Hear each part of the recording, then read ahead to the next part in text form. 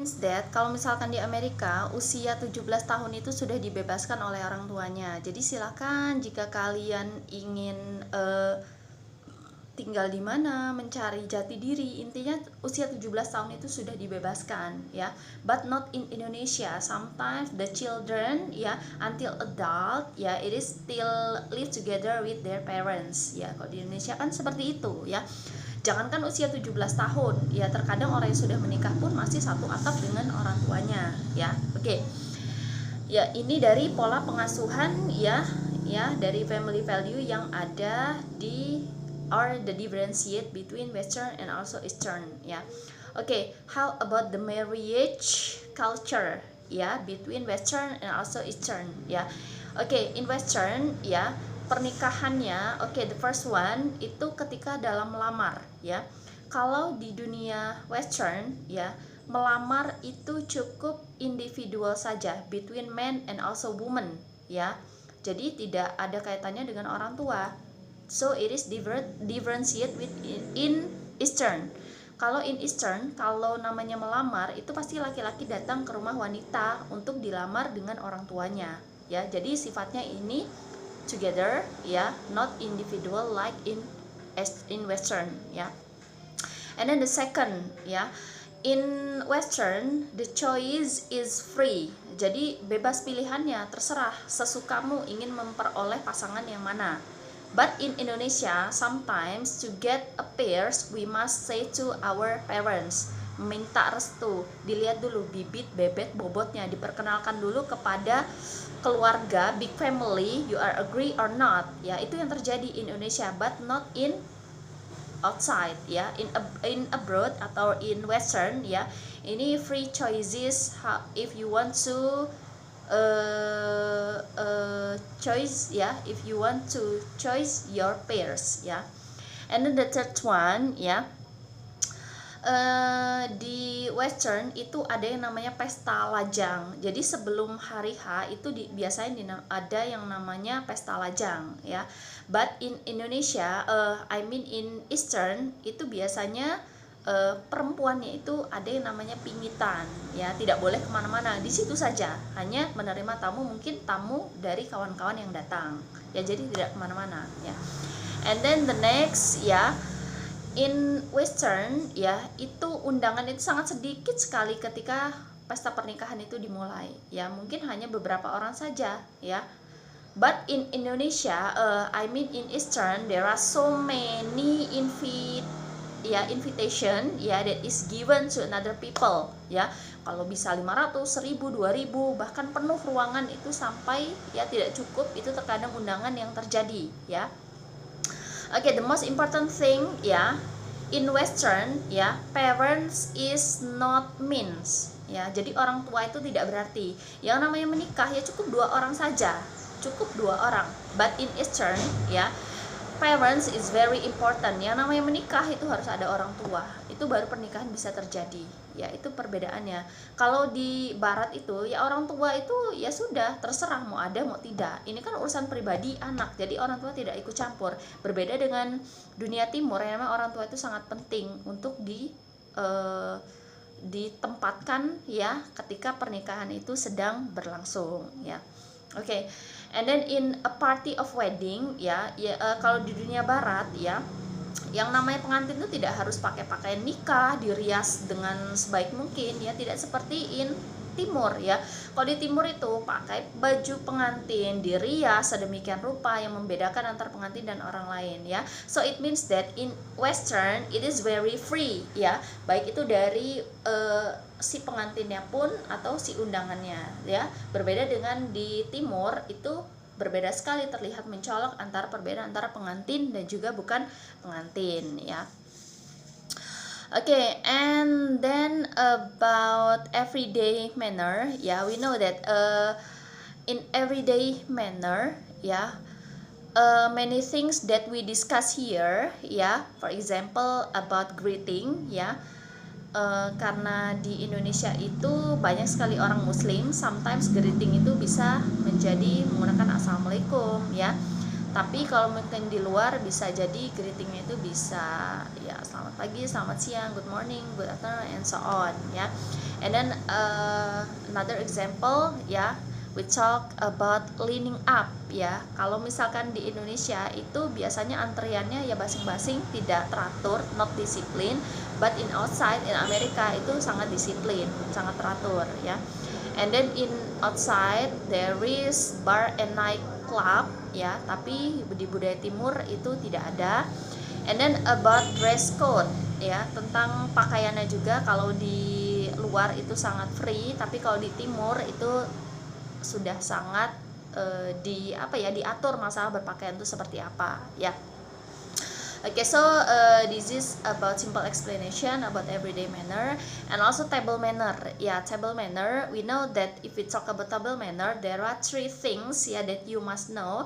The first is about appetizer, yaitu atau makanan pembuka ya. Kalau kita membicarakan tentang table manner ya. Yang kedua tentang main course atau makanan inti dari sebuah jamuan makan itu seperti apa. And the last one is about dessert atau makanan penutup. Jadi 3 hal ini yang dibedakan ya ketika ada perjamuan makanan atau table manner ya yang terjadi di sini. Oke.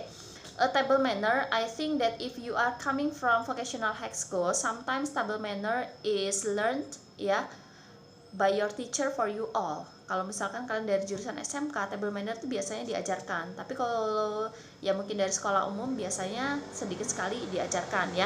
But I think that if you study from internet, there are so many table manner in there ya. Jadi kalian bisa baca di situ ya tentang table manner.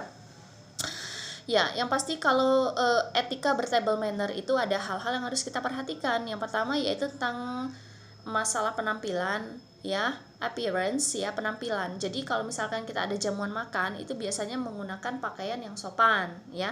Kalau misalkan budaya Indonesia itu biasanya menggunakan batik ya, tapi kalau di luar itu biasanya menggunakan gaun seperti itu ya. And then about your body language. Nah, ketika makan, kalau ada jamuan makan, sebaiknya posisi makan itu dalam posisi badan yang siap ya, tidak membungkuk seperti itu ya. Dan juga how is the way for us if we are in table manner ya. Kita bawa tas nih, kita bawa tasnya itu sebaiknya ya jangan diletakkan di meja, bisa diletakkan ya mungkin di bawah atau tidak di tempat kita makan, di meja makan. And then don't use handphone, ketika makan jangan menggunakan handphone ya. And then how about our speech ya, ketika makan itu boleh berbicara, tapi bicaranya juga yang sopan. Dan yang pasti hal yang dibicarakan ketika makan itu adalah hal-hal yang bersifat positif, not negatif. For example, if you still eat ya, and then you say to a host, oh this food is very delicious. Nah itu dibolehkan, artinya kita membicarakan hal-hal yang positif saja, bukan hal-hal negatif ya. And then in using the utensil atau alat-alat makan itu seperti apa ya. Nah ini biasanya dipelajari ketika kita memang mempelajari tentang table manner ya dari suatu tempat. Itu nanti diajarkan bagaimana cara memakan daging, cara memakan sup dan lain sebagainya ya. Ini tentang table manner. And I think this is just general ways in table manner ya. And then about cross-cultural conflict and cross-cultural adjustment ya, I have told to you about cross-cultural conflict and also adjustment ya. Konflik itu berawal dari honeymoon phase, dimana kita merasa bersenang-senang ya ketika kita berada di suatu negara, dan kemudian kita ketika di negara tersebut sudah beberapa hari, kita akan mendapatkan cultural shock. Kita shock, kita tidak bisa ini, tidak bisa itu. Nah, disinilah terjadinya proses adjustment kita, adjustment proses kita ya, kita menyesuaikan diri. Oh caranya seperti ini, dengan cara menanyakan kepada orang lain, dengan membaca buku dan lain sebagainya ya.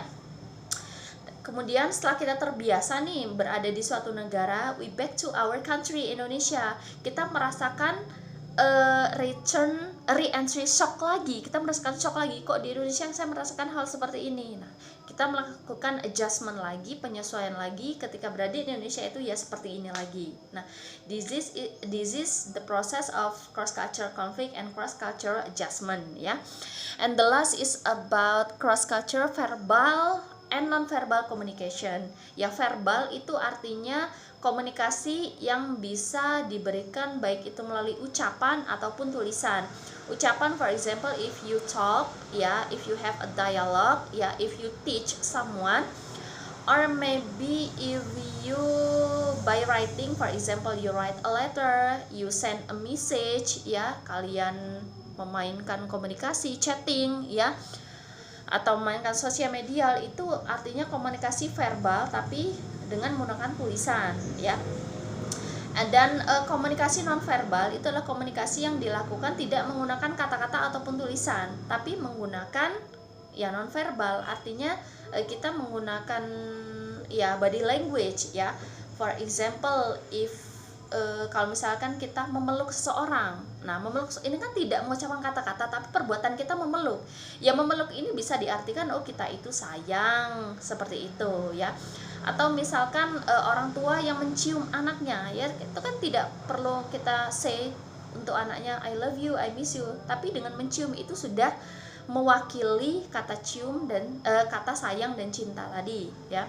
Atau misalkan kita ya give applause, ya, tepuk tangan itu kan tidak harus diucapkan give applause, tapi dengan tepuk tangan itu sudah mengartikan bahwa kita itu spesial, atau ya kita itu surprise, ya kita itu senang, ya. Or maybe if you as a teacher, ya, in the class you give the sign, ya, it means that the students must keep silent. Jadi tidak harus kita menjerit-jerit keep silent please, tidak seperti itu. Dengan begini itu sudah tahu kalau artinya harus diam. Nah, so it means that this non-verbal communication, if you are in abroad, you must learn first before you go to outside, because it is very important. In one country to another country, they has a different non-verbal communication, ya. Jadi di setiap negara pun cara nonverbalnya itu pun berbeda-beda. Jadi kita harus belajar bagaimana cara membedakan nonverbal communication between one country to another country, ya. Ya, so guys, so this is just a little explanation about this material cross-cultural understanding, ya.